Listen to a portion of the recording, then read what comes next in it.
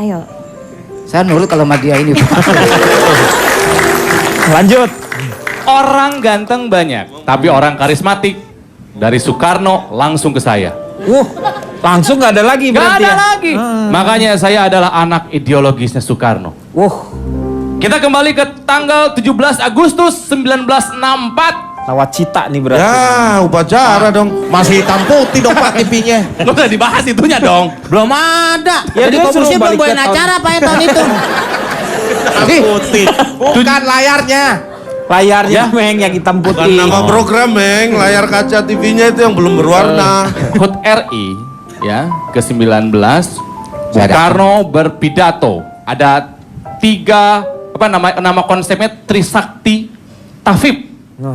Bung Karno bilang ada 3 prinsip berdikari kalau pengen menjadi bangsa yang hebat.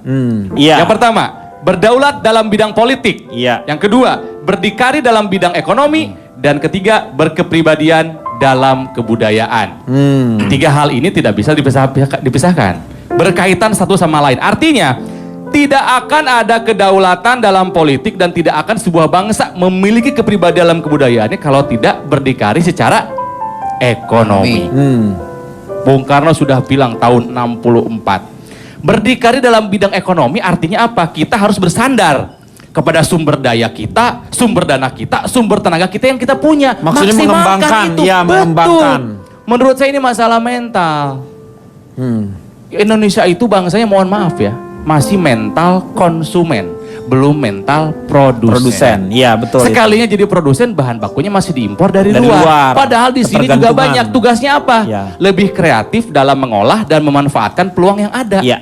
Ini sama dengan ajaran dari sahabatnya Bung Karno, Mahatma Gandhi, Swadesi, cinta tanah air sendiri, sama sebetulnya. Iya. Konsepnya kalau pengen nggak terpengaruh sama dolar, jadi bangsa yang mandiri, bisa, pasti bisa. Negara kita ada, cuman pemerintahnya harus mau, rakyatnya harus mau juga. Itu. Itu.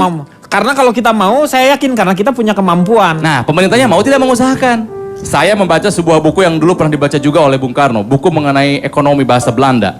Yang bikinnya adalah seorang ekonom dari Belanda, Hans van Zubel.